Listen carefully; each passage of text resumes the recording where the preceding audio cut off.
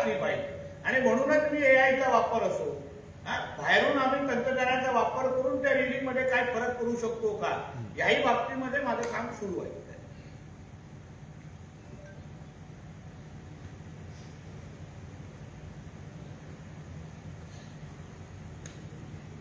ठीक आहे.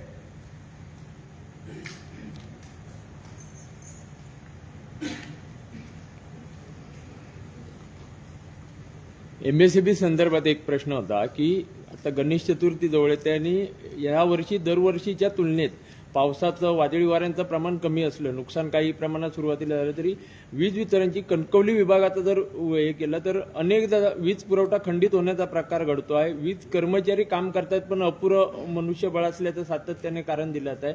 सातत्याने वीज पुरवठा खंडित होणे जे प्रकार सुरू आहेत त्या संदर्भात अधिकाऱ्यांकडून तेवढी फारसं गांभीर्याने घेतलं जात नाही. मला असं वाटतं की ह्या बाबतीमध्ये थोडा आपण सकारात्मक पद्धतीने विचार करायला पाहिजे. याचं कारण असं आहे की मध्ये जे मुख्यमंत्री कार्यालयाच्या प्रमुख अधिकाऱ्यांबरोबर आमची बैठक झाली त्याच्यानंतर 500 एक्स्ट्रा पोल आपल्या जिल्ह्यामध्ये आलेले आहेत.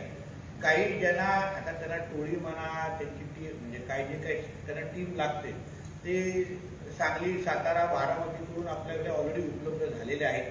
म्हणून तुम्ही बघितलं असेल की त्या बैठकीच्या नंतर ज्या मोठ्या प्रमाणामध्ये MSC बद्दलची नाराजगी होती ती बरेपैकी कमी होत होत होत आलेली आहे. आता 100% आम्हाला कधी यश भेटणार का, तर नाही.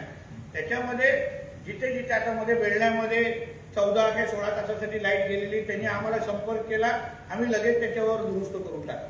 शेवटी ही निरंतर चालणारी प्रक्रिया आहे. कारण का आपला वादळी जिल्हा असल्यामुळे, पावसाळी जिल्हा असल्यामुळे आपल्याकडे वाऱ्याचं प्रमाण असो, पावसाळ्याचं प्रमाण हे सातत्याने होतच राहणार. पण टीम म्हणून MSCB म्हणून आम्ही सज्ज आहोत.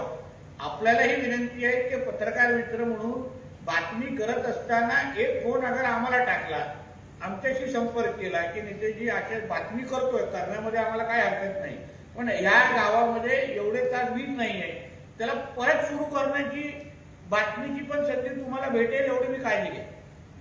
तेवढे आम्ही अलर्ट मोडवर, सगळे डिपार्टमेंट आमच्या अलर्ट मोडवर आहोत.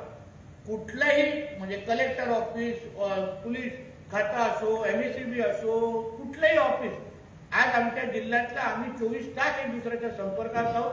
टाचणी पडली तरी आम्हाला कळवलं तर आम्ही एक दुसऱ्याचा संपर्क करून लगेच रिस्पॉन्स टाईम आमचा फार चांगला आहे.